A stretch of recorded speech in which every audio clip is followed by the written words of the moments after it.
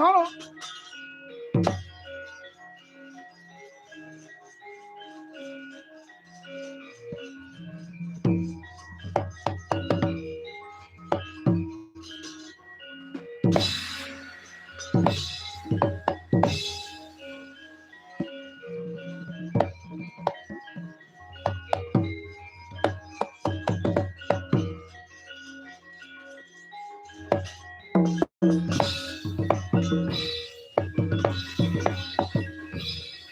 Bima wang wang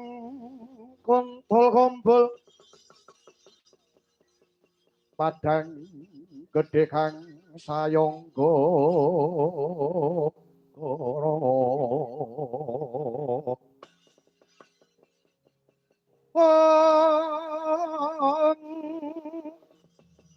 kadang solah helir gajah sewu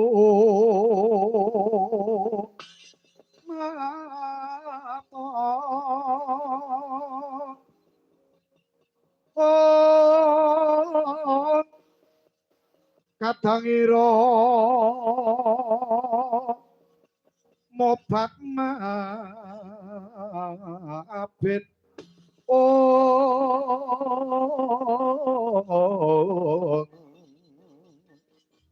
kadang ira mobat mabit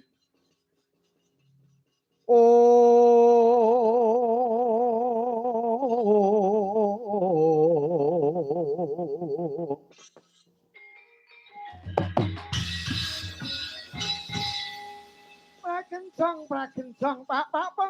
pong kali cede mangitan paran awik cekater ya ngono Putra ulun Ger Bathara Prabancana wonten timbalan ingkang dawuh Bukulun iki wis uga semekta sawega ing diri dina iki kowe wis tiga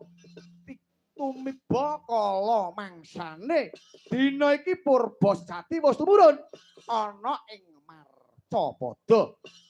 diwujud ana pertapan Gada Madana minangka kantining lelakon iki sira diwenangake ngumpulake Kadang Bayu kang saperlu Kadang Bayu kudu ketemu marang kadange dhewe-dhewe kula ngestake dawuh Paduka Pukulun aja nganti cicir aja nganti cicir Kadang Bayu kuwi ana 5 Bayu kuwi tegese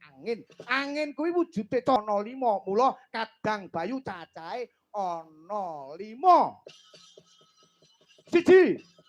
kang sinebut Bayu Kanitra iku sing lenggahe ora ana liya ya mung kejaba Begawan Maenaka kuwi wujuding gunung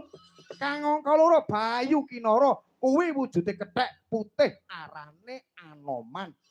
kang angka 3 ingkang sinebut Bayu Anras iku wujude buta ingkang aran Wil Jajak-Wersa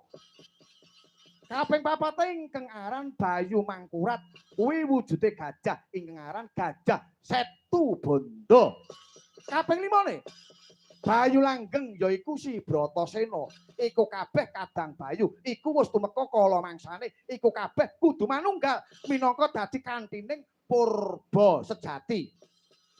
nggih ngestake dawuh Paduka Pukulun Bayu kula Bayu iku angin iku uga kapérang dadi 5 siji Bajra Hirawana